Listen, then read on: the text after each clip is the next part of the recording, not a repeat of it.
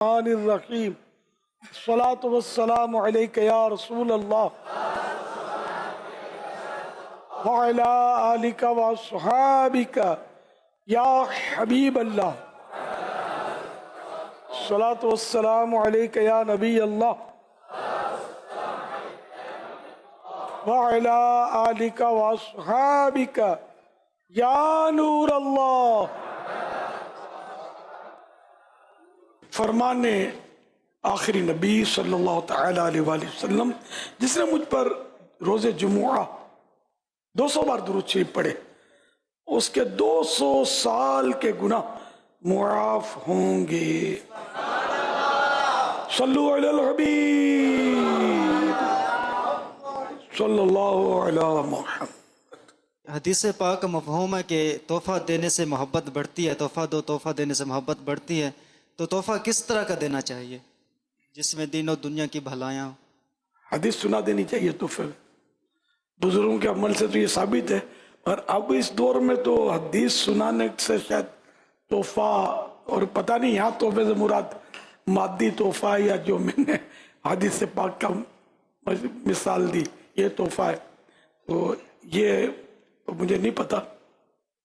البتہ تحفہ، بہترین تحفہ حضرت سلمان فارسی رضی اللہ عنہ کا یہ واقعہ ہے۔ بعض تابعین ان کی زیارت کے لیے کہیں سے سفر کر کے آئے، آپ تک پہنچ گئے اور عرض کیا کہ ہم فلاں صحابی، ان کا نام لیا کہ ان کے پاس سے آئے ہیں، تو کیا آپ صحابی رسول سلمان فارسی؟ اس طرح آپ نے فرمایا یہ تو میں نہیں جانتا، تو وہ چونکہ کہ شاید ہم کو رونگ نمبر لگ گیا ہے، یہ وہ نہیں ہے جن کے بعد ہمیں آنا تھا، تو آپ نے فرمایا کہ نام سلمان فارسی میرا ہی ہے، لیکن صحابی تو وہ ہے نا کہ جس کا خاتمہ بھی ایمان پر ہو جائے۔ یہ اللہ کی خفیہ تدبیر، مجھے اپنے بارے میں پتہ نہیں ہے، اس طرح کا کچھ مطلب یہ واقعہ ہے۔ باقی جس کے پاس تم آئے ہو میں وہی ہوں، تو اب یہ سنبھل گئے۔ آپ نے فرمایا کہ وہ جن کے پاس سے تشریف لائے آپ لوگ، تو انہوں نے کوئی میرے لیے جو تحفہ دیا ہو وہ مجھے دے دیں، تو انہوں نے ہمیں کوئی تحفہ نہیں دیا، ویسے آپ کو کوئی پیسوں کی ضرورت ہو تو ہم پیش کرتے ہیں، نہیں انہوں نے جو تحفہ دیا ہے وہ مجھے چاہیے، واللہ ہمیں کوئی تحفہ انہوں نے نہیں دیا۔ آپ نے فرمایا کہ یہ کیسے ہو سکتا ہے کہ وہ مجھے تحفہ نہ بھیجیں؟ مجھے تحفہ بھیجتے رہتے جب کوئی اس طرح کا آتا ہے نا، تو یہ بیچارے وہ عذر کریں گے ہم کو کوئی تحفہ نہیں دیا۔ پھر آپ نے فرمایا کہ یا انہوں نے کہا کہ البتہ چلتے وقت انہوں نے کہا تھا کہ میرا سلام کہہ دینا، تو یہ بتایا تو مطلب میں اسی کو تو تحفہ کہہ رہا ہوں، پیسے کیا چیز ہے، یہ تحفہ ہے میرے لیے، بہت بڑا تحفہ ہے کہ آپ میرا تحفہ آپ نے مجھ تک پہنچا دیا، سلام، یہ بھی تحفہ ہے، بہترین تحفہ ہے۔ ہم لوگ تو بس یہ کہ کوئی مادی چیز ہم کو دے دے، پیسے دے دے یا کوئی عطر دے دے، تو کوئی ایسی کام کی چیز دے دے دنیاوی اعتبار سے، ہم اسی سے خوش ہوتے ہیں، اور کوئی کہہ دے کہ فلاں نے آپ کو سلام بولا ہے، علیکم السلام، اور اگر کوئی تحفہ اور قیمتی تحفہ ہو، ماشاء اللہ سبحان اللہ جزاک اللہ، اللہ ان کو جزائے خیر دے، دو چار دعائیں ان کو ہم دے دیں گے۔ سوال عرض یہ ہے کہ ہم نے رکن شورا بلکہ نگران شورا حاجی مشتاق اتاری اور نگران شورا مولانا محمد عمران اتاری کے بارے میں واقعات تو سنے ہوئے ہیں، جیسے نگران شورا نے کچھ دن پہلے سنایا تھا کہ آپ سے کس طرح پیالہ انہوں نے لیا اجتماع میں، تو یہ نہیں پتا کہ نگران شورا حاجی مشتاق اتاری اور نگران شورا مولانا محمد عمران اتاری، ان پر آپ کی نظر کرم، پہلی ملاقات یا یہ آپ کو کیسے ملے یہ نہیں پتا، یہ آپ ارشاد فرما دیں۔ کئی بار اس کا تذکرہ بیٹے ہو چکا ہے کہ یہ کس طرح یہ دونوں ماحول میں آئے۔ حاجی مشتاق گلزار حبیب میں جب اجتماع ہوتا تھا، آپ جناب کی ولادت سے پہلے کی بات ہے، پرانی بات ہے، تو انہوں نے خود اس طرح کا بتایا تھا کہ میں تو جس طرح وہ آیا تھا بہرحال وہ جس طرح جلسہ ختم ہوتا لوگ منتشر ہوتے ہیں بس لوگ منتشر ہوئے میں بھی جانے لگا. ایک بڑھ کر میرے پاس آیا اسلامی بھائی سلام بڑی اپنائیت کے انداز میں سلام کیا اس نے بڑی گرم جوشی سے ملاقات حال احوال. یہ تو بڑا متاثر ہوا. یہ تو ایسا جیسے کہ میرا کوئی پرانا شناسا ہی ہے جاننے والا ہے حالانکہ وہ پہلی ملاقات تھی. تو یوں مجھے لگا کہ یہاں کچھ ماحول جو ہے یہ عام جلسوں جیسا نہیں ہے ڈیفرنٹ ہے اور میرے کو مطلب بہت اچھا لگا دل لگا. میں پھر دوبارہ بھی آیا اور یوں مطلب میں ماحول میں رچ بس گیا. اس طرح کا کچھ انہوں نے مجھے سنایا تھا واقعہ. یہ یوں ماحول میں آئے ملن ساری جس طرح آپ لوگ جانے والے راستہ روک دیتے نا تو دعوت اسلامی والا پکا ہوگا نا اور راستہ اور تنگ کر دے گا جانے والے کا. ارے یار بیٹھو تھوڑی دیر تو بیٹھو. تو اگر اس کو لگا ہے پیشاب تو اس کا پھر صحیح طریقہ یہ ہے کہ اگر ضرورت ہو لگے کہ یہ کام کا بندہ ہے تو پھر اس کو لے جائے پیشاب کر لیجیے آئیے. اس طرح بھی کام کیا جاتا. ہم جب علاقائی دورہ برائے نیکی کی دعوت میں خود جاتا تھا نا تو میں کئی بار ایسا کیا ہے. یہ جیسے جو آتے ہیں نا محبت سے پیار سے بھلے ہم لے آتے ہیں لیکن بعض مروت میں ہوتے ہیں کہ بھاگنے کی کریں کہ ہم تو آگے سے بیٹھ جائیں گے سمجھے یہ پیچھے سے ترکیب آؤٹ. تو میں کیا کرتا تھا کہ چپل اٹھا نہیں ارے میں چپل اٹھا کر میں ان کا آگے رکھ دیتا. اب یہ بیٹھے ہیں پیچھے اب ان کی سواری آگے ہے اب جائے آگے سے. شیطان تو زور تو لگائے گا لیکن یہ جائے گا کیسے. تو یوں مطلب ہے کہ ذرا وہ شرمائے گا نا کہ یار اتنی محبت سے پیار سے بیچارے یہ لوگ لائے ہیں میں یوں چپل اٹھا کر بھاگنے والی کروں گا تو یہ پکڑ لیں گے مجھے پھر. الحمدللہ. تو اب یہ طریقہ رائج پتہ نہیں اب کیا ہوگا طریقہ رائج ہوتا تو پتہ چل جاتا مجھے. شاید ہو سکتا ہے کوئی ایسا کرتا بھی ہو یا آج کے بعد کریں کچھ ہے طریقہ رائج ہے یہ نہیں نا. وہ جا رہا ہے خدا حافظ آئیے ادھر سے چلے جائیے یہ گیٹ قریب ہے میرا گھر یوں بھگا دیتے ہوں گے آنے والے کو. بھائی اتنی محنت سے لائے یار. گاہک کو جو لاتے ہیں نا میں جب اپنے بچپن کی لڑکپن کی بات کرتا ہوں شاید پتہ نہیں میں بالغ بھی نہیں ہوا ہوں گا تو میں ہم چونکہ یتیم تھا بچپن سے 1.5-2 سال کا تھا والد فوت ہو گئے تھے. بھائی بڑا بھی ہمارا چھوٹا تھا پھر اس نے نوکری کی اور مجھ سے تو بڑے تھے وہ تو 500 روپے کی تنخواہ تھی ان کی. ہم لوگ مطلب ایسے ہی تھے بس کچھ چیزیں بیچتا تھا. تو صراف و بازار میں میرا آنا جانا رہتا تھا اسی طرف میں بیچتا تھا عام طور پہ. ادھر کافی رونق ہوتی ہے رش ہوتا ہے. صراف و بازار سے آگے پہ جونا مارکیٹ اور کندن مارکیٹ تو یہ سونا مارکیٹ تو یہ مطلب ایک رونق ہوتی ہے گاہکوں کی. تو سونا بازار میں نے دیکھا یہ بارہا دیکھا ہے کہ اگر سونا بیچنے کے لیے کوئی آ جائے تو پھر یہ جو دلال ہوتے تھے ایک تو سونا آپ کو بیچنے پرانا زیور آئے اس کے یا کوئی خریدار ہاتھ میں آ جائے کہ اس کو زیور چاہیے ہوتا. آپ یقین مانیں آپ نے سنا ہوگا کمبل بنتے ہیں. یہ کمبل ہی نہیں بنتے تھے بیڑیاں بن جاتے تھے. ارے گاہک بھاگ کے دکھائے یعنی اس کے بالکل جنات کی طرح اس پہ لپٹ جاتے تھے جاننے ہی نہیں دیتے تھے. مطلب پھنسا ہی دیتے نا ایک مبالغہ ہے تو پھنسا ہی دیتے تھے بیچارے اتنا گلے پڑ جاتے تھے. یہ جو بروکر ہوتے ہیں یہ وہ گھومتے پھرتے ہوتے تھے ایسا گلے پڑ جاتے تھے. مگر ہم لوگ جو ہے نا اگر کوئی بہت مشکل سے سمجھا بجھا کر لائے بھی نا تو بس یہ کہ اس کو پھر ہم ملتے رہیے کہ ہم بیٹھے کہاں ہیں ہم ہیں کہاں. ایسے تو کئی واقعات ہوتے ہوں گے تو آپ لوگوں میں سے بھی غالب اکثریت میرا خیال ہے راستہ ہی دیتی ہوگی جانے والے کو پکڑ کے محبت سے کھینچ کے نہیں بیٹھتا ہے کہ نہیں کرتے نہیں ہوگے. اس طرح آپ کریں چپل سنبھالیں کسی اجتماع میں لائیں کسی کو چپل اپنے چپلوں کے ساتھ اس کے رکھیں. میں ہوں نا آپ رائے خدا میں میری بات مان کر آئے ہیں تو میں یار اتنا بھی کام نہیں کروں یہ سعادت حاصل نہ کروں کہ آپ کے مطلب میرے جوتے میں سنبھالوں.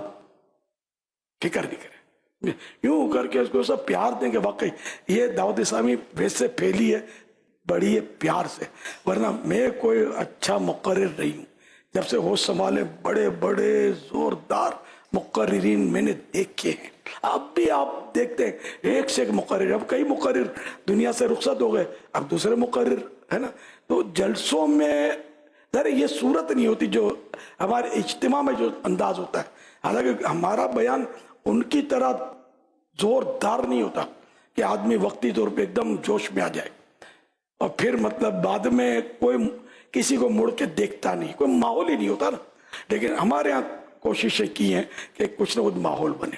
تو اگر آپ سب اس انداز پر کام کریں گے کہ جو آ گیا اس کو روکنے کی کوشش کریں گے تو انشاءاللہ یہ پکا نمازی بن کر جائے گا، سنتوں کا پابند بن کے جائے گا، مدنی قافلوں کا مسافر بن جائے گا. اور جس کسی کو ایسا کوئی بااخلاق ملنسار اسلامی بھائی مل جاتا ہے نا تو وہ بن بھی جاتا ہے. جیسے حاجی مشتاق کا واقعہ آپ نے سنا، لیکن یہ کیا لاکھوں میں کوئی، باقی تقریباً چلے جاتے ہیں. ایک بس اب وہ واقعہ ہر واقعہ سنانے جیسا نہیں ہے. اسی طرح کا ہماری مطلب ہے کہ بعض اوقات کوتاہی کی وجہ سے بندہ آتا ہے پھر کہیں اور نکل جاتا ہے. یہ دل جلانے والی باتیں ہوتی ہیں. تو آپ مہربانی کریں، آپ دعوت اسلامی والے نہیں ہیں تو بن جائیں، ہیں تو پکے بن جائیں. خوب مطلب دین کا کام کریں، نہیں اپنے آپ کو بس یا شیخ اپنی اپنی دیکھ اطراف میں نظر رکھیں کہ کون ہے کام کا جاندار شاندار، تو اس پر انفرادی کوشش وغیرہ وغیرہ. اور اس کو ترکیب میں لائیں. جمعرات کو آپ آئیں گے، میں وہاں ملوں گا، اس ستون کے پاس بیٹھتا ہوں میں، اگر بیٹھتے ہیں تو یا بیٹھوں گا، آپ کا انتظار کروں گا. پھر شام کو فون کیا، ہاں بھائی کب پہنچ رہے ہیں. ایسا ہے نا کہ اس کو آپ کریں گے نا تو پھر بندہ شرما جائے گا. آئین ممکن ہے وہ بول دے گا آج یہ کام ہو گیا، کل وہ کام ہو گیا. 2-4 جمعرات تک آپ کوشش کریں گے تو یہ انشاءاللہ مایوسی نہیں ہوگی، آ جائے گا. اگر نہیں بھی آتا تو آپ کو ثواب ملتا ہی رہے گا نا کوشش کا. یار اس کے آنے پر تو ثواب موقوف نہیں ہے. تو نمازی اس طرح بڑھیں گے، مسجدیں آباد ہو جائیں. میں جب عوام میں تھا نا تو صحیح بولتا ہوں، میرا اپنا انداز تھا الحمدللہ. جنہوں نے دیکھا ان کو شاید کچھ یاد ہو تو، مگر اب میں عوام میں نہیں. اب لائن لگ کے میں ملتا ہوں تو میں اپنی ملنساری کا مظاہرہ نہیں کرتا، کیونکہ میں اگر جس طرح پہلے میرا انداز تھا نا وہ اگر میں انداز اختیار کرتا ہوں تو جو آیا نا وہ بنے گا اسپیڈ بریکر، رکے گی لائن، ہو جائیں گی اذانیں. یوں مجھے مجبوراً بھی تھوڑا وہ حساب کتاب ایسا کرنا پڑتا ہے کہ لائن چلتی رہے. ورنہ فطری طور پر اللہ کی رحمت سے میں نے اپنے آپ کو بہت ملنسار پایا ہے کسی دور میں. اب بھی جب میں اکیلا ہوتا ہوں کوئی موقع ملتا ہے اور تو الحمدللہ میں اچھی طرح ملتا ہوں الحمدللہ. تو آپ بھی ملنسار بن جائیں. آپ نہیں ہیں ملنسار، نو پرابلم، بتکلف بنے، آپ تکلف کے ساتھ بنے ملنسار. کوشش کریں، بن جائیں گے، اللہ کرے گا. منہ کو مسکراتا رکھیں، بھلے وہ غصہ دلانے والی بات کرے آپ مسکرائیں. میں اس نے اتنی بات نہیں تھی کہ دوسرا تو نوچ ڈالے. جس نے بات کی تھی اسی سی باتیں کر رہا تھا، میں مسکرا جا رہا تھا، اس کو دیکھ رہا تھا اور سن رہا تھا. اور دیر تک میں نے سنی. جب میری باری آئی تو آخر اس کو کہنا پڑا کہ آپ کی مسکراہٹ نے مجھے سنا ہوگا آپ نے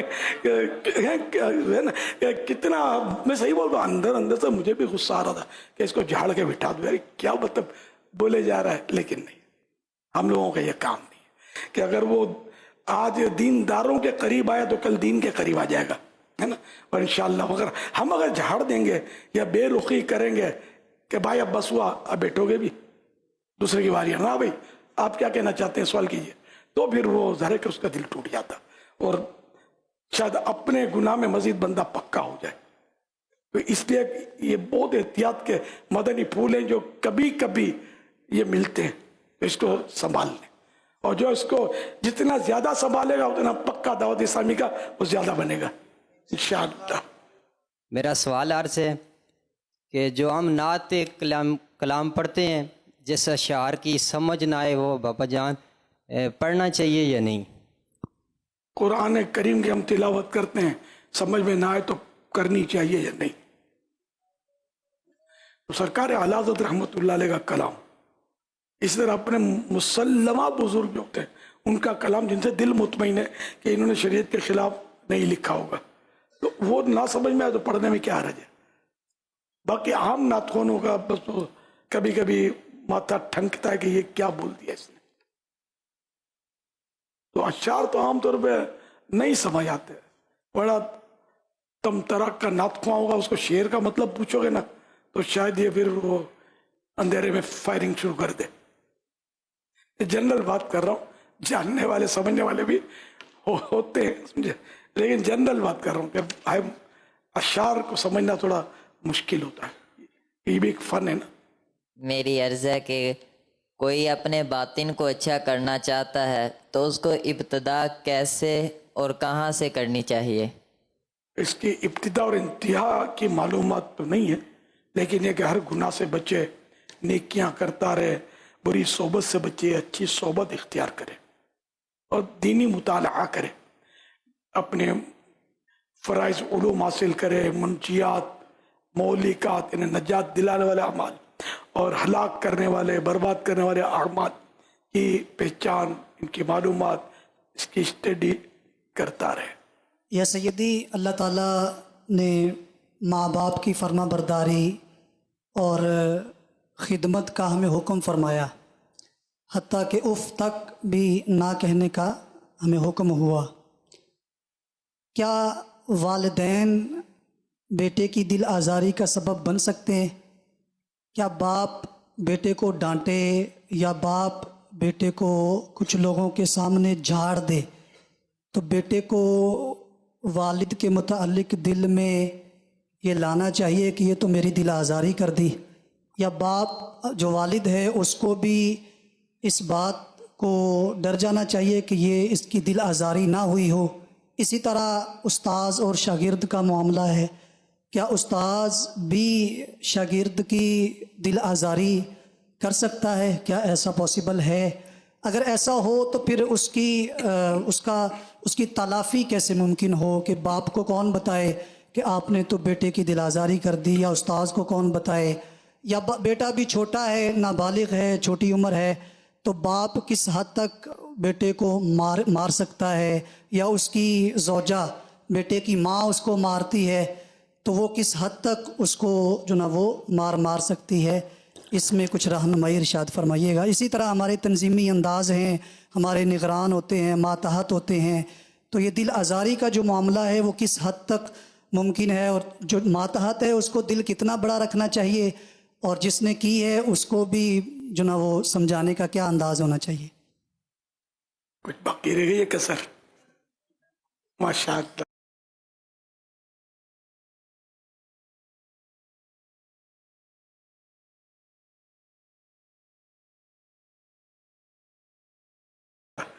یہ ایک کوالٹی ہوتی ہے حقوق العباد کا ایک ذہن ہوتا ہے. تو یہ اس طرح مطلب شاید یہ اسی تناظر میں یہ بولتے چلے جا رہے ہیں، بندے کی حق تلفی نہیں ہونی چاہیے. تو چاہے باپ ہو، چاہے استاد ہو، چاہے پیر ہو، وہ اگر ظلم کرے گا تو پکڑ تو ہے اس کی. دل آزاری یہ ظلم ہے.